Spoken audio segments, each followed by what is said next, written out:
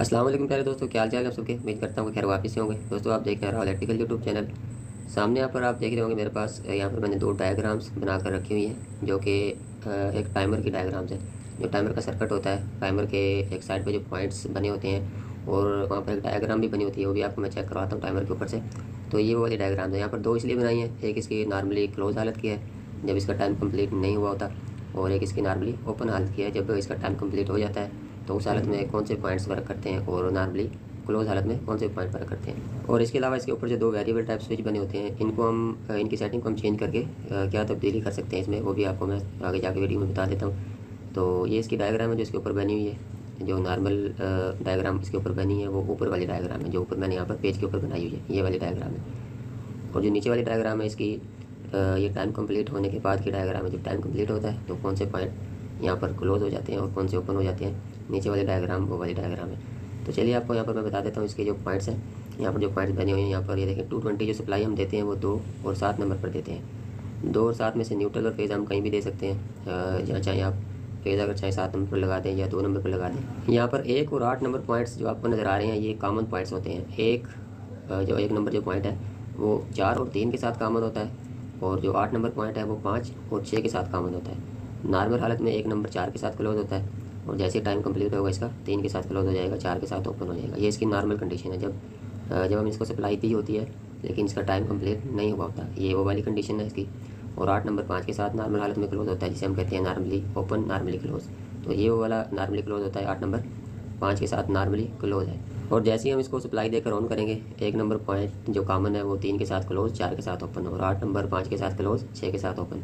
तो उस वक्त ये वाली कंडीशन हो जाती है इसकी। ये देखें 1 नंबर 3 के साथ क्लोज हो जाएगा, ये जो मैंने नीचे डायग्राम बनाई हुई है ये इसकी टाइम कंप्लीट होने के बाद की कंडीशन है। 4 के साथ ओपन हो गया, 3 के साथ क्लोज हो गया। ये देखें पहले 4 के साथ क्लोज था और अभी 3 के साथ क्लोज हो गया, टाइम कंप्लीट होने के बाद 4 के साथ ओपन हो गया। और इसी तरह 8 नंबर जो पॉइंट था वो 5 के साथ क्लोज था, ऊपर वाली जो डायग्राम है उसमें ये देखिए नॉर्मल कंडीशन पर। और जैसे इसका टाइम कंप्लीट होगा 6 के साथ क्लोज, 5 के साथ ओपन हो जाएगा। तो इसी तरीके से दोस्तों इसके पॉइंट्स वर्क करते हैं। तो यहाँ पर दोस्तों डायग्राम बनाकर समझाने का मकसद ये होता है, जिन दोस्तों को डायग्राम समझ में नहीं आती तो उनको समझ में अगर आना शुरू हो जाए तो कोई भी चीज़, किसी भी चीज़ की हम कहते हैं कि कंट्रोल सर्किट हमने बनाना है, या कोई आपको कहता है कि इस चीज़ का हमें कंट्रोल सर्किट बना दें, इस चीज़ की हम डायग्राम बना दें, तो आप इजीली आसानी से बना सकते हैं अगर आपको समझ में आना शुरू हो जाए कि डायग्राम से सर्किट किस तरीके से बनाते हैं। तो इसी लिए मैं कोशिश करता हूँ कि कोई भी जो सर्किट बनाता हूँ उसकी डायग्राम आपके साथ मैं ज़रूर शेयर करता हूँ, ताकि आपको डायग्राम से जैसे ही आपको समझ में आना शुरू हो जाएगा तो आपके लिए कोई भी सर्किट बनाना बहुत आसान है। तो यहाँ पर मैं आपको मीटर से भी चेक करवाने लगा हूँ कि इसके जो पॉइंट्स हैं, जैसे जो डायग्राम के ऊपर मैंने लिखे हुए हैं 1 2 3 4 5 6 7 8 तक, तो यहाँ पर भी ऐसे ही यहाँ पर लिखा होता है। देखें 1 2, यहाँ पर थोड़ा बगौर आप देखेंगे तो आपको नज़र आ जाएंगे ये पॉइंट्स। यहाँ पर भी ऐसे ही लिखे हुए हैं 1 2 3 4 5 6 7 8, इसके 8 पॉइंट्स हैं। ये देखें इस तरीके से यहाँ पर जैसे डायग्राम के ऊपर मैंने लिखा हुआ है 1 2 3, सेम ऐसे ही यहाँ पर 1 2 3 4 से लेकर 8 तक लिखा हुआ है। ठीक है, तो यहाँ पर मैं आपको इसके नॉर्मल क्लोज पॉइंट चेक करवाने लगा हूँ। तो मीटर से भी आपको चेक करवाने लगा ताकि आपको थोड़ा सा तसल्ली हो जाएगी कि नॉर्मली क्लोज पॉइंट कौन से होते हैं। ये 1 और 4, ये देखें 1 और 4 पॉइंट नॉर्मली क्लोज है। अभी यानी कि इसमें हमने सप्लाई भी नहीं दी हुई लेकिन फिर भी ये क्लोज है, क्योंकि नॉर्मली क्लोज का मतलब ये होता है कि कोई भी पॉइंट्स होंगे उनको अगर हम चेक करेंगे तो आपस में शार्ट होंगे, तो इसीलिए हम उसको नॉर्मली क्लोज कहते हैं। अगर इधर से देखें तो 8 और 5 नॉर्मली क्लोज है। ये देखें 1 और 4 और 8 और 5 नॉर्मली क्लोज है, जबकि 8 और 6 ओपन है। हमने लगा के मीटर से चेक किया है लेकिन 8 और 6 आपस में शार्ट नहीं बोल रहे।